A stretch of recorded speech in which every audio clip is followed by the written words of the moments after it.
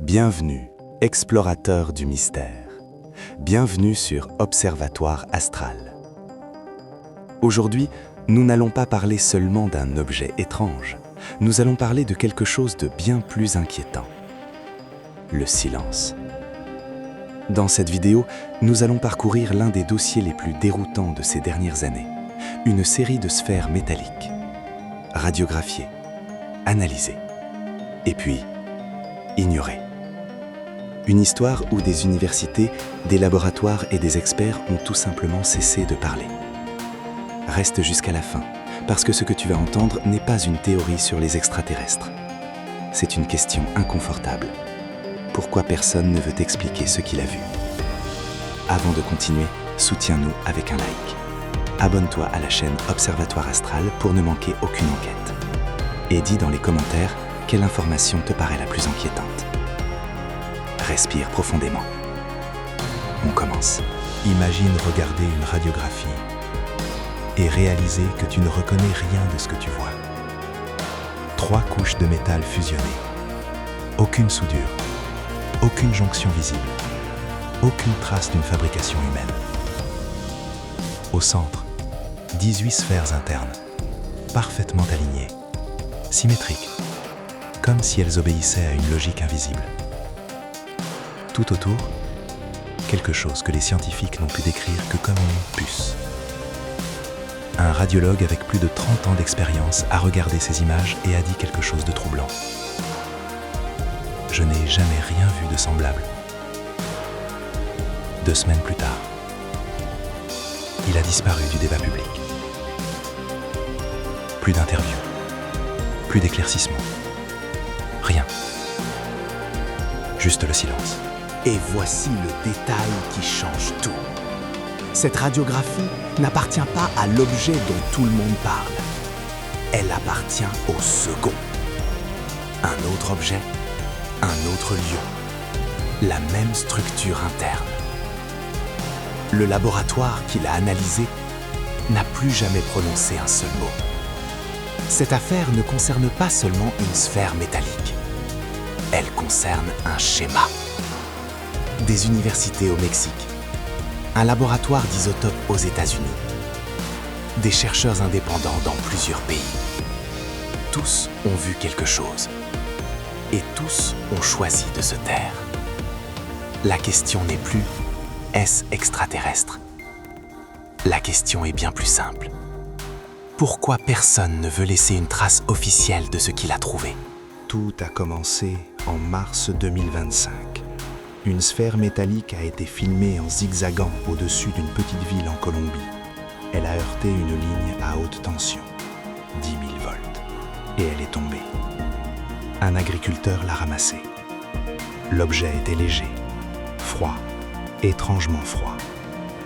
Dans les jours qui ont suivi, l'homme a commencé à tomber malade. Nausées, vertiges et quelque chose d'impossible à ignorer. Ses empreintes digitales ont temporairement disparu. Ce n'était pas le seul effet. L'endroit où la sphère a touché le sol est mort. Un cercle parfait. Pas un brin d'herbe n'a repoussé. Le sol a montré une activité microbienne presque nulle et une charge ionique anormale. Ceux qui ont manipulé l'objet pendant des périodes prolongées ont rapporté des symptômes similaires. Maux de tête, désorientation, dommages cellulaires qui ne correspondent à aucune radiation connue. Aucun compteur Geiger ne réagissait, mais quelque chose se produisait. Un à un, tous les impliqués se sont retirés. Ils se sont distanciés. Ils se sont tus. Tous, sauf une personne. Le seul qui a continué à parler était aussi le plus controversé. Et loin de fermer l'affaire, cela l'a rendue encore plus inquiétante. Si c'était une fraude, la prouver rendrait célèbre n'importe quelle institution. Alors, pourquoi personne ne le fait? Mais il y a quelque chose que presque personne ne mentionne. La sphère de Bouga n'était pas seule. Des mois plus tard, des vidéos ont commencé à apparaître depuis d'autres endroits. Palmyra, Yumbo, Medellín, Bogota, des sphères identiques.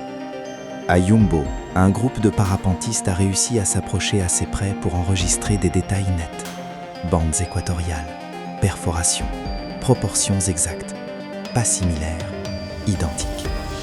Celle de Bouga est tombée parce qu'elle a rencontré l'électricité. Les autres ont continué de voler. Ici entre la spéculation. Et nous le disons clairement, c'est de la spéculation. Et si ce n'étaient pas des objets isolés? Et s'ils faisaient partie de quelque chose de plus vaste? Un réseau, des nœuds, un système. La structure centrale qui ressemble à une puce. Et si elle transmettait quelque chose? Quand la sphère de Bugha a reçu une décharge électrique, elle a cessé de fonctionner. Et c'est alors qu'elle est tombée. Les autres sont restées actives, comme si de rien n'était. Il y a d'autres anomalies. Le poids de l'objet a changé. D'abord 2 kilos, puis 10, ensuite 6. Un objet métallique de cette taille devrait peser plusieurs dizaines de kilos. Mais ce n'était pas le cas. La surface était froide, 4 degrés Celsius. L'intérieur, au-delà de 150. L'eau versée sur la surface s'évaporait instantanément, mais au toucher, elle était glacée. Cela brise les règles de base du transfert de chaleur. Un champ électromagnétique allant jusqu'à 12 Tesla a été détecté, plus puissant qu'une IRM hospitalière. Et pourtant, rien ne bougeait autour. Aucune interférence. Aucune attraction magnétique visible. Un champ contenu. Contrôlé. Trop d'anomalies pour être une simple erreur. Trop de coïncidences pour être ignorées. Les sceptiques ont des arguments solides. Matériaux communs. Une esthétique trop cinématographique. Un historique problématique autour de l'affaire. Tout cela explique une possible falsification. Mais cela n'explique pas le silence. Si tout est faux, pourquoi personne ne publie un démenti? Les institutions ne se taisent pas quand le résultat est banal. Elles se taisent quand le résultat est problématique, quand parler entraîne plus de conséquences que se taire. Et alors, on revient à Yumbo. La sphère ne s'est pas enfuie, elle n'a pas accéléré, elle n'a pas réagi. Elle a simplement continué sa trajectoire, comme si elle savait qu'on ne pourrait pas la rattraper. Combien d'autres sont là-haut? Celle de Bugha est la seule que nous ayons, parce qu'elle a été endommagée. Les autres sont toujours là. Aujourd'hui, nous n'avons pas de réponse définitive. Mais nous avons quelque chose d'aussi précieux, de bonnes questions. Nous savons qu'un objet est tombé du ciel. Nous savons que sa structure est anormale. Nous savons qu'il y en a d'autres identiques qui volent. Et nous savons que ceux qui les ont étudiés ont choisi de se taire. Ce silence n'est pas neutre. C'est une décision. Peut-être ne sommes-nous pas face à une technologie extraterrestre. Peut-être que ce n'est pas ancien. Peut-être que ce n'est rien de ce que nous imaginons. Mais clairement, ça ne colle pas.